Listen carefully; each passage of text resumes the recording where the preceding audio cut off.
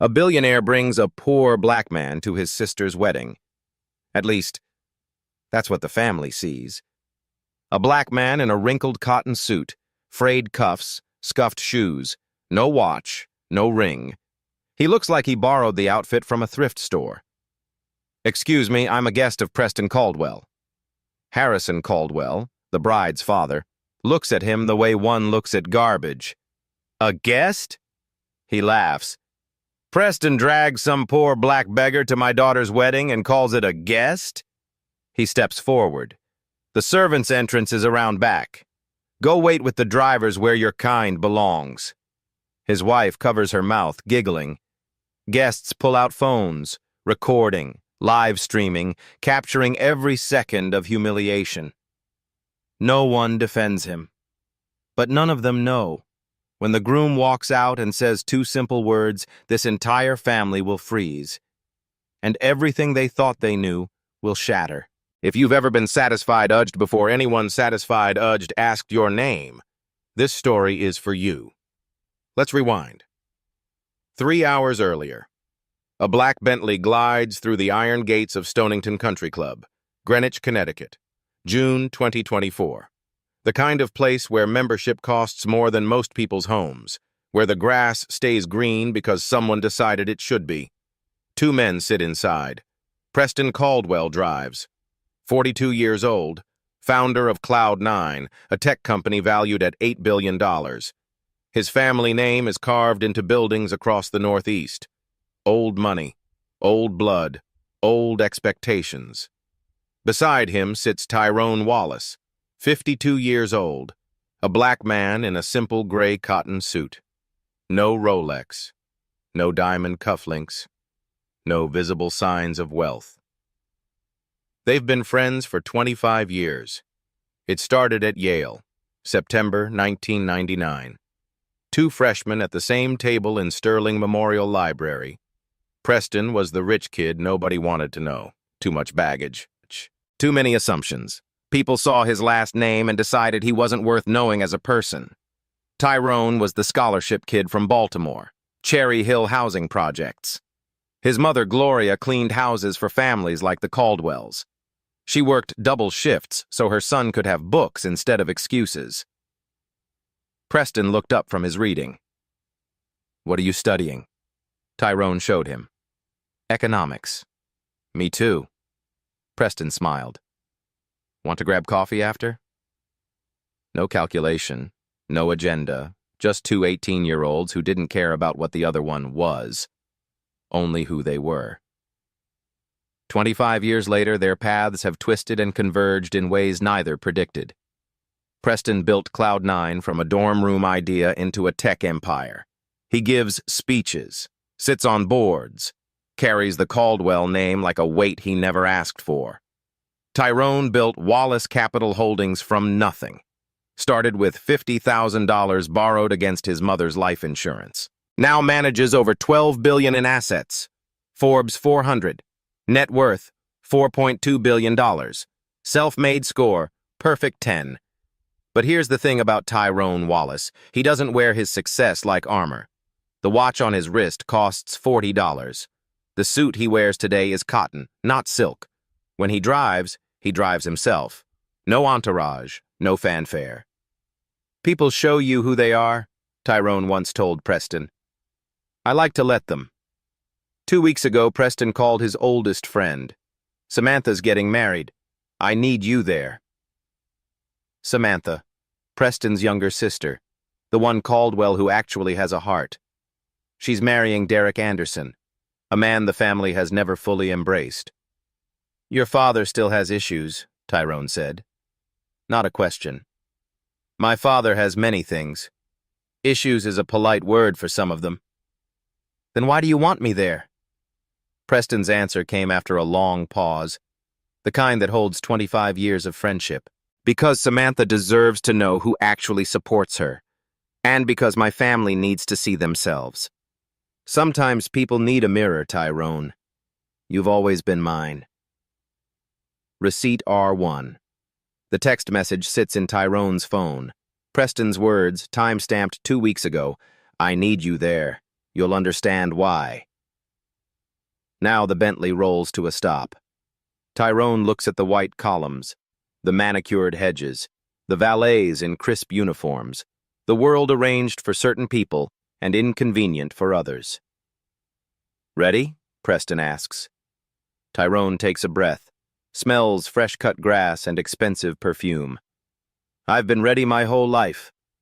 They step out of the car, and Harrison Caldwell is already waiting at the entrance. Watching, judging, deciding. Mini cliffhanger. The car doors close, and Harrison Caldwell steps forward. Harrison Caldwell stands at the top of the entrance steps like a king surveying his domain. 70 years old, silver hair swept back with precision, navy Brioni suit, Patek Philippe watch. His posture broadcasts ownership of this club, this day, this family. Preston reaches the steps first. Harrison embraces him. A patriarch's grip. "Son, good to see you." "Dad." Then Harrison's eyes move to the man beside his son. They travel slowly, deliberately, from Tyrone's face to his scuffed shoes and back again. The assessment takes 3 seconds. The satisfied judgment takes less. Harrison does not extend his hand. "Excuse me, I'm a guest of Preston Caldwell." Harrison's lip curls. "A guest?" He laughs, cold, sharp. "Preston drags some poor black beggar to my daughter's wedding and calls it a guest?" The words land like slaps. Poor, black, beggar. 3 words, each one a verdict. Harrison steps closer. His voice drops but carries venom. "The servant's entrance is around back. Go wait with the drivers where your kind belongs." Receipt R2. Go wait with the drivers where your kind belongs.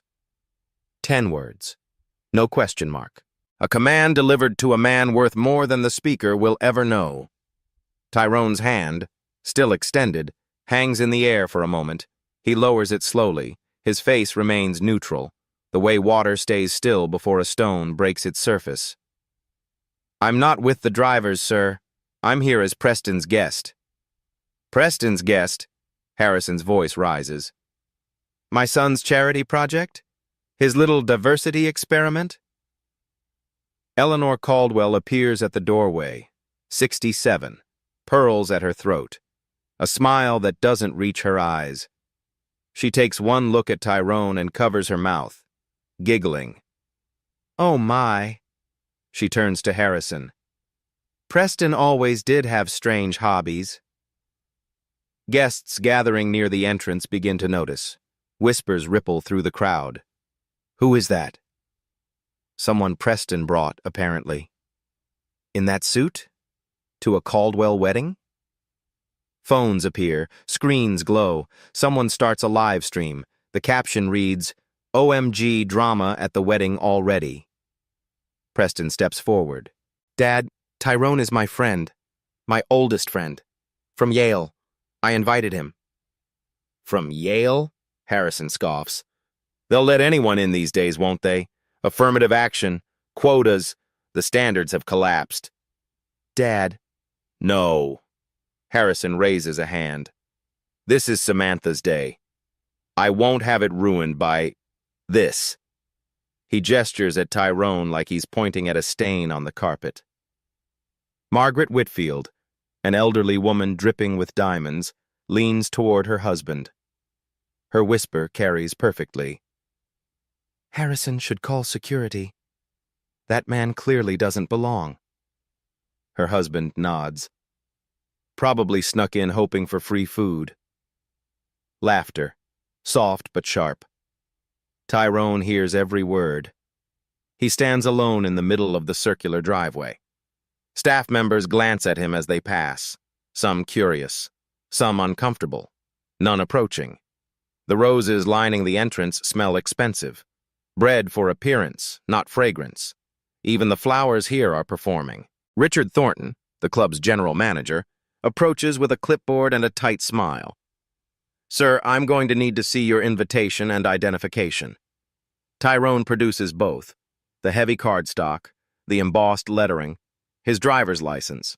Thornton examines them like he's checking for counterfeits. Types something into his tablet. Compares. Types again. Across the driveway, an elderly white couple walks past without being stopped. A younger family enters through the main doors with nothing but a wave. Only Tyrone gets checked.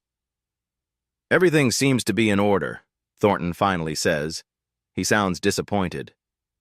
"Thank you." Preston returns, jaw tight. "I'm sorry, I'm so sorry." "Don't be." Tyrone takes back his license. "This is why you invited me, isn't it? So they could see themselves." "I didn't think it would be this bad." "It's always this bad, Preston. The only difference is today you're watching." They walk toward the entrance, past the mahogany doors, into a ballroom where 180 guests mingle beneath crystal chandeliers. Tyrone is one of two black people in the room. The other is behind the bar, serving drinks. Mini cliffhanger. The cocktail hour begins, and the humiliation is just getting started. The ballroom smells of white lilies and inherited wealth. 180 guests circulate in careful patterns. Champagne flutes catch light from chandeliers that cost more than most college educations. The women wear silk and diamonds. The men wear confidence and contempt. Tyrone stands near the window, a glass of sparkling water in his hand. He chose water deliberately. Clarity requires sobriety. The first approach comes within minutes. A woman in her 60s, blonde hair lacquered into submission, Cartier bracelet heavy on her wrist, sidles up with the predatory grace of a society matron scenting prey. "So," she sips her champagne, "how exactly do you know Preston?" "We were roommates at Yale," it said, and her eyebrows arch. "Yale? Really?" She says it like he claimed to be from Mars. "Yale has those scholarship programs, doesn't it? For the underprivileged." "It does." "I had one." "How nice for you." She pats his arm, the way one pats a stray dog before walking away. "Enjoy the party. The food is quite good. I'm sure you'll appreciate it." She drifts off. Mission accomplished. The outsider has been assessed and found tolerable. Barely. The second approach comes from a man with a Harvard tie and a condescending smile. "You must be in sports." He looks at Tyrone's build the way one examines livestock. "Basketball, football, track?" "No." "Really? What then?" "Finance." The man laughs. Actually laughs. "Finance? That's adorable. Good for you. We all have dreams." He moves on before Tyrone can respond. The third approach is worse. An older woman, friend of Eleanor's, judging by the matching pearls, stops directly in front of Tyrone, looks him up and down, wrinkles her nose. "You know there's a dress code here. Perhaps no one told you." She gestures at his suit. "We expect a certain standard. You might be more comfortable somewhere else." "I was invited." "Were you?" She smiles, not kindly. "Well, invitations can be mistakes." She walks away, heels clicking on marble like a verdict being delivered with each step. Across the ballroom, Eleanor Caldwell whispers to Harrison. Her voice carries just enough. "We should have done a background check. Who knows what kind of person Preston picked up?" Harrison grunts. "My son's judgment has always been questionable. First that tech nonsense, now this." "Do you think he's dangerous?" "Dangerous?" Harrison looks at Tyrone the way one looks at a cockroach.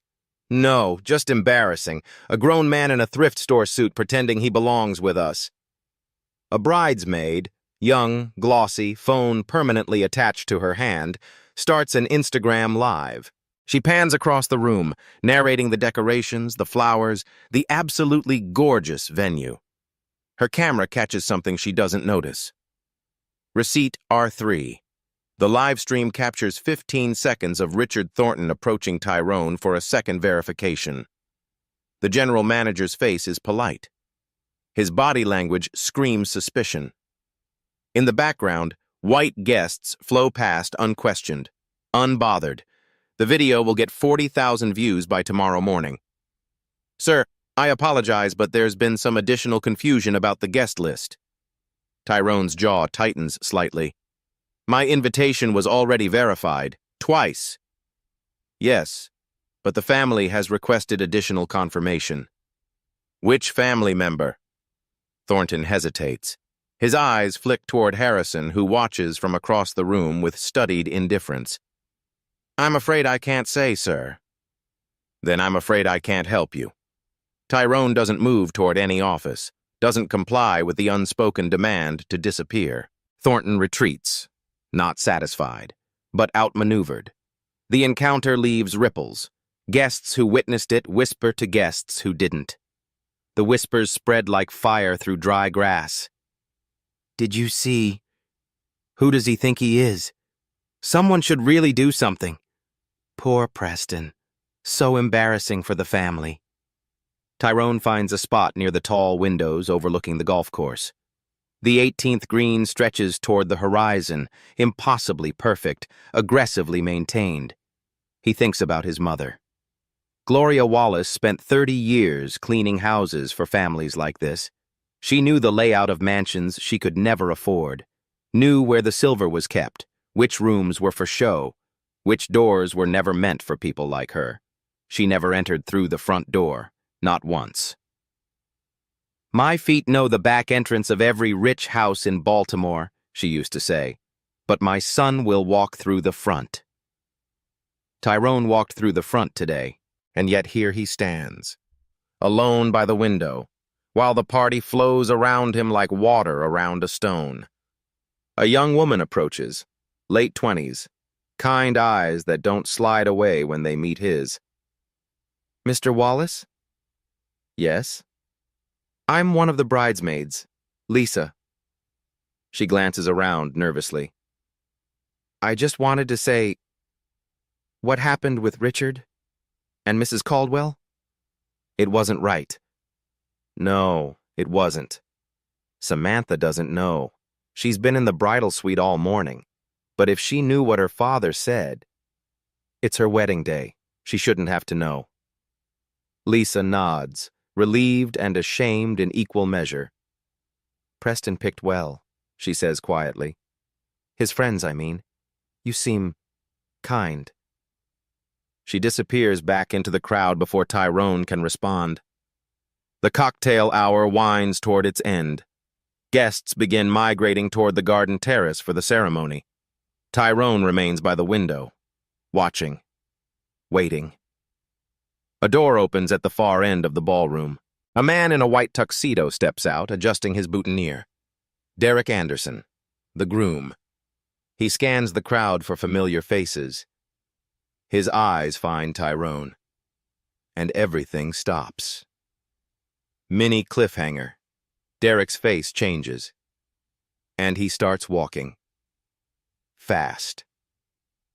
Derek Anderson's face breaks into a grin, not a polite grin, not a social grin, the kind that comes from genuine surprise meeting genuine warmth in the same breath. He crosses the ballroom with purpose, weaving through clusters of champagne-holding guests who part for the groom without understanding why he's moving so fast. Toward the man by the window, toward the man in the wrinkled cotton suit, toward the man everyone has spent the last hour dismissing. Derek reaches Tyrone, extends his hand, grips it firm, and says 2 words. Hello, boss. The room goes silent. Conversations freeze mid-sentence. Champagne glasses pause halfway to lips. 180 pairs of eyes turn toward the 2 men. Receipt R4. 2 words. Hello, boss. Spoken naturally, comfortably, the way an employee greets their employer every single day. Harrison Caldwell's face drains of color. His champagne flute tilts. Liquid splashes onto his Brioni sleeve. He doesn't notice. Eleanor's hand flies to her pearls, clutching them like a lifeline. Boss? Someone whispers. The word ripples through the crowd. Derek turns to face the room, his hand still on Tyrone's shoulder, genuine confusion on his face. Wait, you haven't met? He looks around at the assembled Caldwell family and their 200 closest acquaintances. This is Tyrone Wallace, CEO of Wallace Capital Holdings. I've worked for him for 6 years. Silence. Absolute. Complete. Suffocating.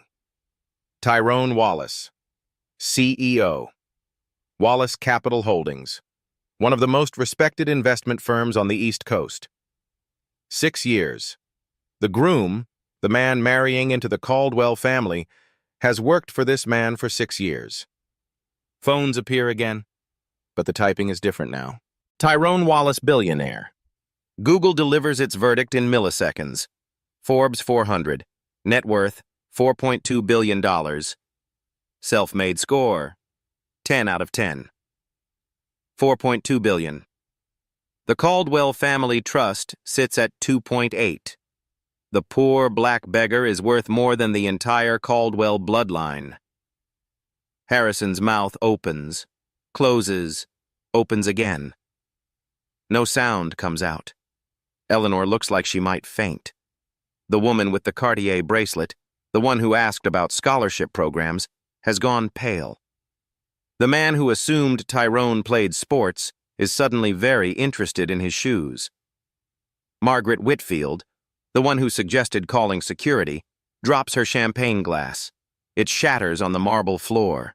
No one moves to clean it. Preston stands near the bar, watching his father's face. His expression holds no satisfaction, only something sadder, deeper. The look of a son who finally showed his family the mirror they'd been avoiding for 70 years. Derek continues, oblivious to the earthquake beneath his feet. Tyrone isn't just my boss. He's the reason I am who I am. When nobody else would give me a chance, he did. Samantha appears at the doorway of the bridal suite, still in her robe, drawn by the unusual silence. Derek, what's happening? Nothing, sweetheart. Just ran into an old friend. Derek grins at Tyrone. Well, not old, current, my boss. Did I not mention that?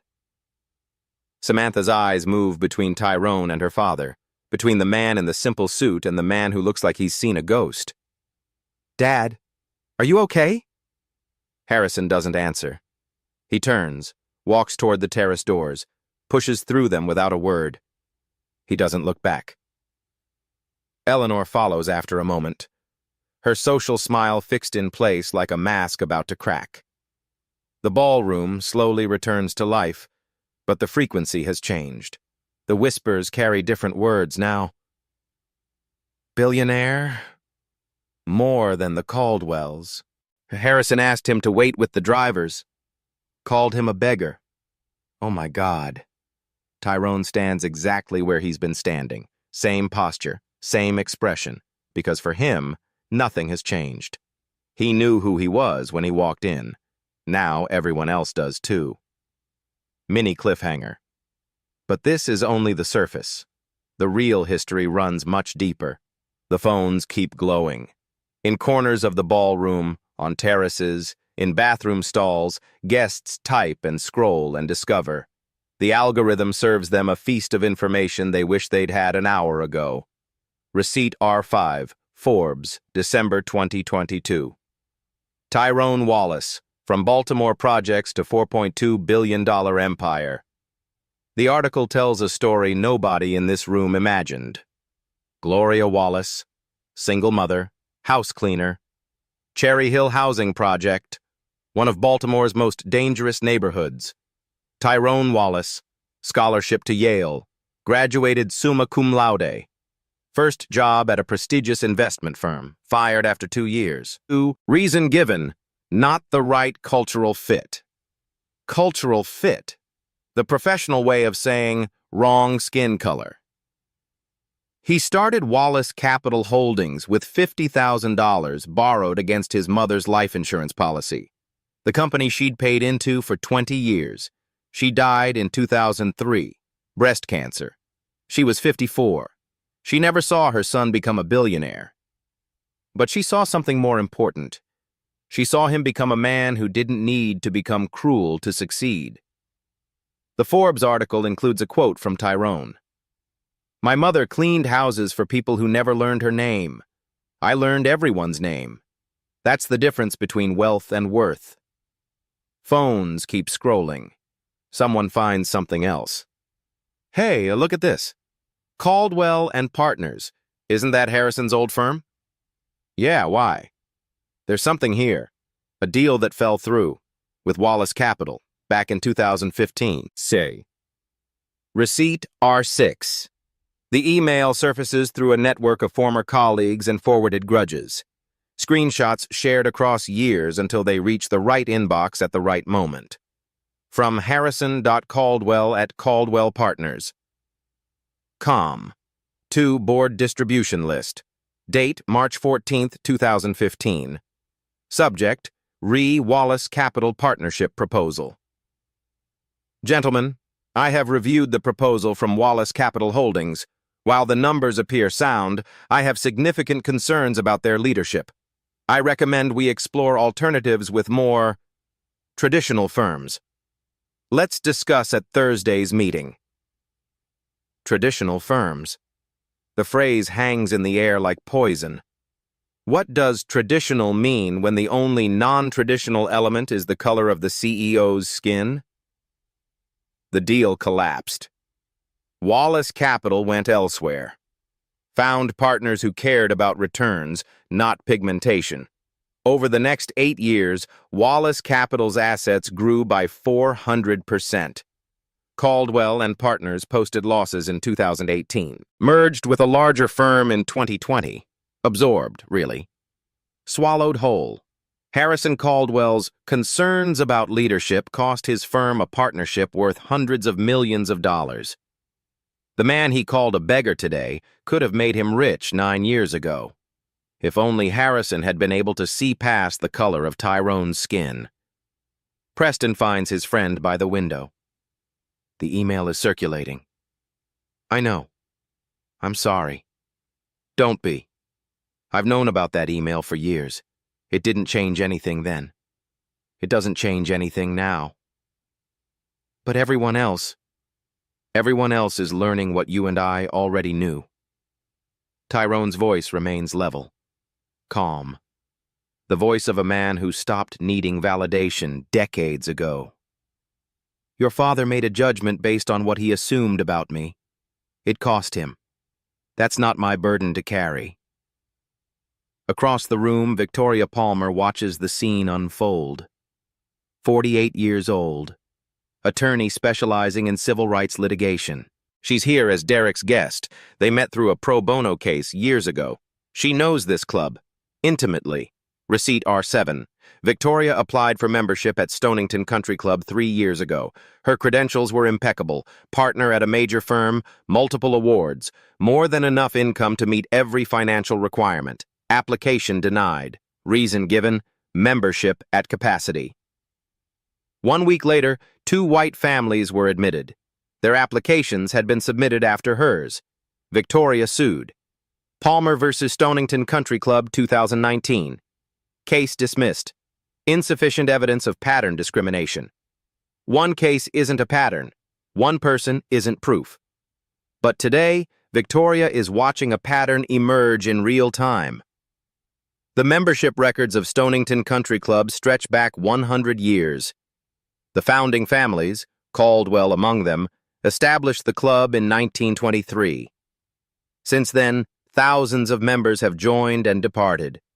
Not a single one has been black. Not in 100 years. 100 years. 0 black members. That's not coincidence, that's architecture. The club's official policies contain no discriminatory language. The guest requirements are technically neutral. But neutrality on paper and neutrality in practice are different things. Tyrone got checked twice today, questioned twice, treated like an intruder in a space where he was explicitly invited. The bartender working tonight? He's been serving at this club for 15 years. He's never been offered membership. The question has never even been asked. Victoria approaches Preston at the bar. "Your friend Wallace, how long have you known each other?" 25 years. "And he's never been here before?" Preston's jaw tightens. "He was never invited. My father made sure of that." "Your father has a pattern." "My father has many things. Pattern is one word for it." Victoria hands him her card. "If Tyrone ever wants to talk, legally speaking, I have experience with institutions like this one." Preston takes the card, tucks it into his pocket. "If you're watching this story unfold and wondering where it leads, stay with me." The ceremony is about to begin, but the real revelation is still coming. What these people don't know about Tyrone Wallace will change everything. The cocktail hour officially ends. Guests begin migrating toward the ceremony space, a garden terrace overlooking the Long Island Sound. White chairs arranged in perfect rows, an arbor draped in flowers. Harrison has not returned from wherever he fled. Eleanor finally coaxes him back inside, whispering urgently, gesturing toward the garden where their daughter waits to be married. He walks past Tyrone without acknowledgement, without eye contact. The way you walk past furniture you wish would disappear. But his ears are red. His hands are fisted at his sides. This is not over. The string quartet begins to play. Pachelbel's cannon, the universal signal for ceremonies about to commence. Derek takes his position at the altar. His best man stands beside him. Preston walks to his seat. He'll give Samantha away later, walking her down the aisle because their father refused to participate in what he called this circus. Tyrone finds his assigned seat. Back row, near the kitchen entrance. The seat that says guest without saying welcome. He watches the garden fill with people who looked past him an hour ago and can't stop looking now. The music swells. Samantha appears in the doorway, radiant in white, holding calla lilies. Her eyes find Derek. And for this moment, nothing else matters. This is still a wedding, still a love story, still a day that belongs to the bride and groom. But underneath the music and the flowers and the vows about to be spoken, something else is building. A reckoning. And Harrison Caldwell has no idea how much worse it's about to get. Mini cliffhanger. The ceremony ends. But Harrison has one more move to make. The ceremony ends with a kiss and applause. Derek and Samantha Anderson, husband and wife. The string quartet plays something triumphant as the couple walks back down the aisle, beaming, oblivious to the undertow. The reception begins in the main ballroom, tables arranged with military precision, place cards in elegant calligraphy, a seating chart designed to separate undesirables from the important people. Tyrone's table is in the back corner, near the kitchen doors, next to the emergency exit. He doesn't complain. He sits. He waits. He watches. Harrison Caldwell waits exactly 12 minutes after the receiving line disperses. Then he moves. He finds Preston on the terrace, drinking scotch and staring at the water. "We need to talk." Preston doesn't turn around. "Do we?" "You planned this." Harrison's voice is low but carries venom. "You wanted to humiliate me on your sister's wedding day." "No, Dad. I wanted you to see yourself." "What I see is my son betraying his family for some—" He stops himself, breathes. "For your friend." "My friend? The billionaire? The self-made success story? That friend? Don't play games with me." Preston finally turns. His eyes are hard. "I'm not playing anything. I invited my oldest friend to my sister's wedding. Everything that happened after, every assumption, every insult, every time you decided who Tyrone was without asking a single question, that was all you, Dad. That was your choice." He should have said something, should have identified himself. "Why?" Preston's voice rises. Why should he have to announce his net worth to be treated like a human being? Is that the standard now? You check bank accounts before you offer basic decency? Harrison steps closer. His face is red. His hands are shaking. This is not over. Actually, it is. The trust fund. Harrison plays his card. Samantha's inheritance. Consider it frozen. Preston goes very still. What? Until certain adjustments are made. Your choice of guests. Derek's employment situation. These things have consequences. You would punish Samantha for my choices? I will protect this family from embarrassment. The only embarrassment here is you. Preston sets down his glass. The crystal clicks against the stone railing. And Samantha's trust fund is legally separate. You can't touch it. I had lawyers verify that years ago, because I always knew, you'd try something like this eventually. Harrison's mouth opens, closes. He has no response. Inside the ballroom, Samantha has found Derek near their table. Mascara streaks her cheeks. Derek, my father just told me. I know, I heard. He said he's cutting me off because your boss. Tyrone has nothing to do with your father's choices. Derek's voice is firm but gentle. Your father decided who Tyrone was the moment he saw him. He was wrong. That's not Tyrone's fault. It's not my fault. It's not yours. But the things people are saying... What things? That my boss is a billionaire who showed up in a regular suit? That your father asked him to wait with the drivers? Called him a beggar?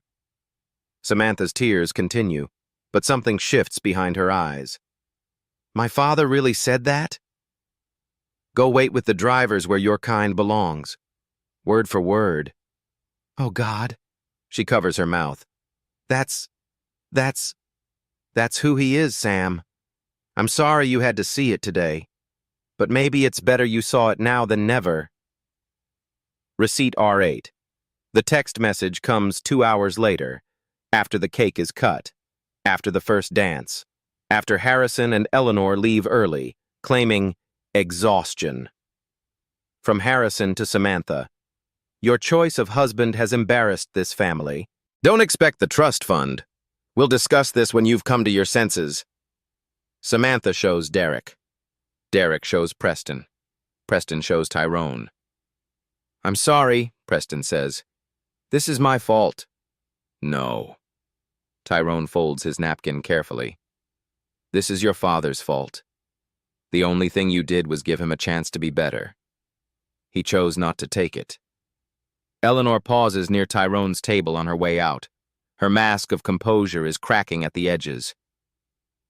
I hope you're satisfied, she says quietly, with the disruption you've caused to our family. Then she's gone.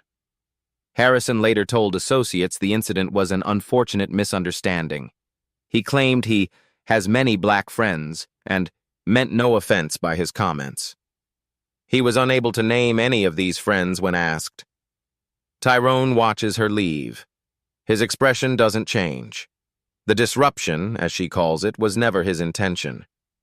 He came to a wedding, wore a simple suit, didn't announce his title or his wealth, just existed. And that, apparently, was disruption enough. Mini cliffhanger. Tyrone steps out onto the balcony, into memories he hasn't visited in years. The balcony overlooks the 18th green. Sunset paints the sky in oranges and purples. The golf course stretches toward the horizon, every blade of grass precisely measured, perfection maintained by invisible hands. Tyrone stands at the railing, a glass of water in his hand.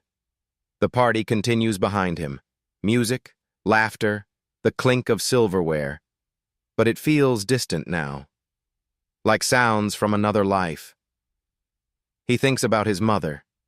Not Gloria Wallace, the cleaner. Not the woman who raised him alone in Cherry Hill. He thinks about Gloria Wallace, the person. And the memory that lives in his bones. Baltimore, 1982. Tyrone was 10 years old. Gloria couldn't find a sitter that day. She had to work. So she brought her son along to the big house in Roland Park, where a woman named Mrs. Patterson waited with a list of rooms that needed cleaning. The house smelled like furniture polish and fresh flowers, real flowers, not the kind from the corner store. Mrs. Patterson looked at Tyrone like he was a problem to be solved. "He can't stay in the house." Gloria's voice stayed steady. "It's just for today, ma'am. He'll be quiet. He has his school books. He can wait outside." "It's January, ma'am. It's cold." Mrs. Patterson considered this, a moment that stretched long enough to become a verdict. "Then the garage, not inside." Gloria didn't argue. She never argued. She took Tyrone's hand and led him to the garage, found an old lawn chair, set him up with his books and a blanket she'd brought from home. "I'll check on you every hour, baby." "Why can't I stay inside, Mama?" Gloria knelt down. Her eyes were tired, but her voice was not. "Because she hasn't learned how to see us yet, Tyrone. Some people look at us and see what they expect, not what's there." "What does she expect?" "Something less than what we are." She kissed his forehead. "But don't you ever let that become true. You are more. You will always be more." Tyrone waited in that garage for 5 hours. He read his school books, did his homework, listened to the sounds of his mother working in a house he wasn't allowed to enter, the smell of motor oil, the cold concrete floor, the single window letting in gray winter light. When they walked home that night, Gloria held his hand tight. "One day," she said, "you'll walk through every front door in this city, and people like Mrs. Patterson will wonder how they ever missed you." Gloria Wallace died in 2003. Breast cancer, 54 years old. She never saw her son become a billionaire, never saw him on Forbes or shaking hands with presidents. But she saw him become someone who didn't need to become cruel to succeed. She saw him become someone who walked through front doors, without apologizing for existing. If this story is bringing up memories of your own, moments when someone looked at you and saw less, I want to hear about it. Leave a comment. Share your story. Because these stories matter. Your story matters. The balcony door opens behind Tyrone. Footsteps approach. Not Preston's. Not Derek's. Someone else. He turns and sees a face he doesn't expect. Mini cliffhanger. The person standing there isn't who he thought it would be. Victoria Palmer carries 2 glasses of orange juice. "Mr. Wallace?" She offers one. Or should I say, the man who made Harrison Caldwell choke on his own assumptions. Tyrone accepts the glass. "You know Harrison?" "I know this club." Victoria moves to the railing beside him. "I know it intimately." She tells him her story. Receipt R9, Palmer v. Stonington Country Club, 2019.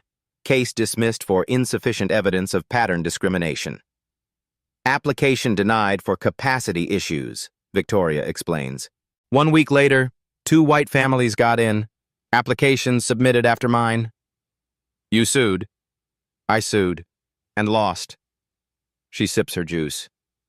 "Not because I was wrong. Because proving systemic discrimination requires a pattern. One case isn't a pattern. One person isn't proof." "And now?" Victoria looks back at the ballroom. "Now I'm watching a pattern emerge in real time. The membership records, the guest policy enforcement. What happened to you today?" She pauses. "Did you know there's never been a black member? In 100 years. Not one." "I suspected. It's not accidental. It's architectural." The door opens again. Samantha steps onto the balcony, still in her wedding dress, eyes swollen but drying. "Mr. Wallace?" Tyrone turns.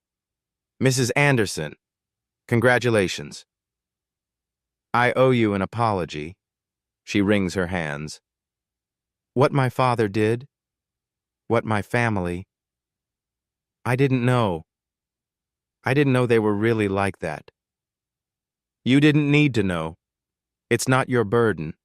But it happened at my wedding because you came to support Derek and my family treated you like... She can't finish. Like what they expected me to be. Samantha's face crumples. I'm so sorry. Don't apologize for someone else's choices. You're not responsible for your father, only for yourself. She looks at him for a long moment, then she nods. Derek talks about you all the time, how you gave him his first real chance, saw something in him nobody else saw. Derek earned everything he has. I just opened a door. That's more than most people do. She wipes her eyes. Whatever my father thinks, you'll always be welcome in our home. The door opens once more. Preston and Derek step out together. The four of them stand on the balcony now, watching the sunset fade into dusk. Derek puts his arm around Samantha. You okay? Getting there. Preston stands beside Tyrone. The silence between them is comfortable. 25 years of friendship doesn't require constant words. Finally, Preston speaks. There's something you should know. Tyrone waits. It's about the scholarship, the Wallace Foundation scholarship. What about it? Preston takes a breath. Olivia Caldwell, my cousin, Harrison's niece. He pauses. She's a recipient. Tyrone's expression doesn't change. I know. You know. I know every scholarship recipient. It's my foundation. But Harrison doesn't know. Nobody in my family knows where her scholarship comes from. The irony settles over them like evening mist.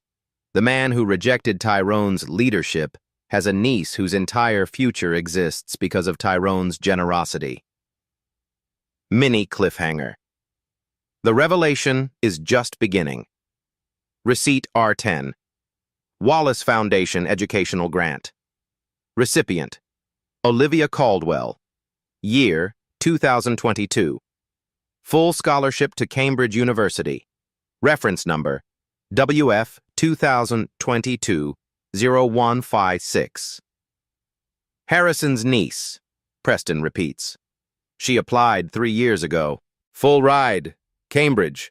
One of only 15 recipients that year. Derek looks confused. Wait, Olivia? The one studying abroad? The same. Her scholarship is from Tyrone's foundation? Tyrone nods slowly.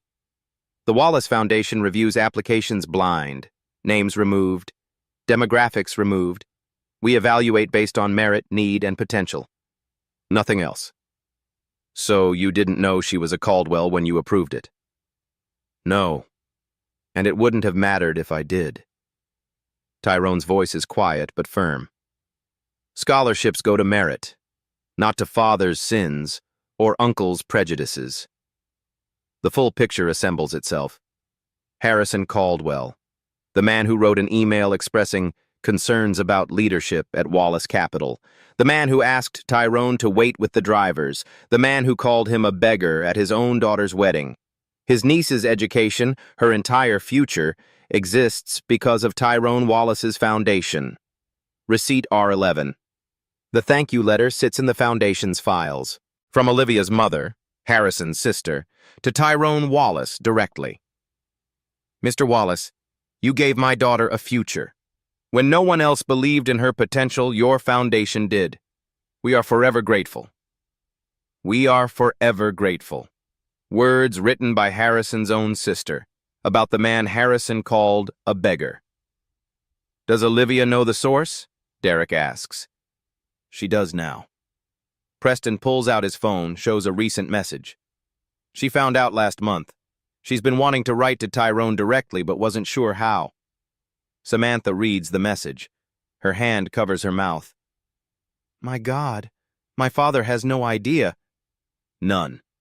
Preston shakes his head. His own sister is forever grateful to the man he humiliated today. The irony is staggering. Almost too perfect. Almost too cruel. But it's not revenge. The scholarship was awarded 3 years ago, long before today, long before Harrison's behavior provided context for this revelation. Tyrone didn't plan this, didn't orchestrate it, didn't even know the connection until after the grant was approved. The universe, it seems, has its own sense of justice. "What do you want to do with this?" Derek asks. Tyrone considers the question. He could go public, could leak the connection to the same whisper networks that have spent the afternoon circulating Harrison's email, could watch Harrison Caldwell's reputation crumble under the weight of his own hypocrisy. But that's not who Tyrone Wallace is. That's not who Gloria Wallace raised him to be. "Nothing," he says finally. Olivia's scholarship is Olivia's story. It's not a weapon. It's not revenge. It's a young woman getting an education she deserves. And Harrison? Harrison will have to live with who he is. Tyrone looks out at the darkening sky. That's punishment enough. Preston puts a hand on his friend's shoulder. "My mother used to say you were a better man than our family deserved to know." Your mother was complicated. She was, but she wasn't wrong about that. The party continues inside. The DJ has started. Guests are moving to the dance floor. A wedding carries on, but underneath it all, a quiet revolution has occurred. Truth has done its work, and Harrison Caldwell will never be able to undo what everyone now knows about him. Mini cliffhanger. The speeches are about to begin, and Preston has something to say. The ballroom falls silent as Preston Caldwell takes the microphone. 180 guests settle into their seats. Phones lower. Conversations pause. The brother of the bride commands attention simply by existing. "Thank you all for being here." Preston's voice is steady. "Today is about Samantha and Derek, about love, about the future they're building together." He pauses. "But before I toast them, I need to talk about someone else." His eyes find Tyrone at the back of the room, the table near the kitchen, the seat meant to hide him. "In 1999, I started my freshman year at Yale. I was the rich kid nobody wanted to know, too much baggage, too many assumptions." The room is utterly still. "One person sat down next to me in the library and asked what I was reading, not who my family was, not what my name meant, just what I was reading." Receipt R12. The photograph appears on the screen behind Preston. 2 freshmen, 1999, 1 black, 1 white, both grinning like they've discovered something the world hasn't figured out yet. That person was Tyrone Wallace, and for 25 years he's been the best friend I've ever had. Whispers flutter through the crowd. Tyrone's name carries different weight now. "Tyrone taught me that character isn't about your background. It's not about your bank account. It's not about your family name." Preston's voice drops slightly, more intimate, more pointed. "It's about how you treat people who can't do anything for you." His eyes scan the room, not looking for anyone in particular, just making sure everyone hears. Today, some people in this room learned who Tyrone Wallace really is. A billionaire, a leader, Forbes 400, self-made. He pauses. "But I want you to know who he's always been." His gaze settles briefly on the empty seat where Harrison was supposed to be. He's the man who never asks for recognition, who never announces his title, who wears a $40 watch because he doesn't need to prove anything to anyone. Another pause. Some people looked at Tyrone today and saw what they expected, and what they expected was less than what was there. A murmur ripples through the guests. "That says nothing about Tyrone." Preston's voice hardens. "And everything about them." He raises his glass. "To Samantha and Derek, may you build a life based on love, not assumptions. May you see people for who they are, not who you expect them to be." The room rises. Glasses lift. Derek stands. His voice carries without a microphone. "I need to add something." He looks at Tyrone. "This man gave me my first chance when no one else would. Not because of who I knew, because of who I was willing to become. Everything I am today, including the man Samantha chose to marry, started with him. Applause begins. Genuine this time. Samantha reaches for her husband's hand. Tears stream down her face. Happy tears now. The Caldwell family declined to comment when contacted about the events of the wedding. Tyrone doesn't speak. Doesn't need to. The truth has done its work. Mini cliffhanger. The wedding ends, but the story is not over. 8 months later. Stonington Country Club admits its first black member in 100 years. Victoria Palmer accepts the invitation on her second offer. To change something, she says, you have to be inside it. Harrison Caldwell resigns from the club's board. He stops attending family events. Eleanor visits Samantha sometimes, alone, awkwardly, with apologies she can never quite finish. Derek makes partner at Wallace Capital Holdings. He and Samantha buy a house outside Greenwich. They don't join any country clubs. Olivia Caldwell graduates from Cambridge with honors.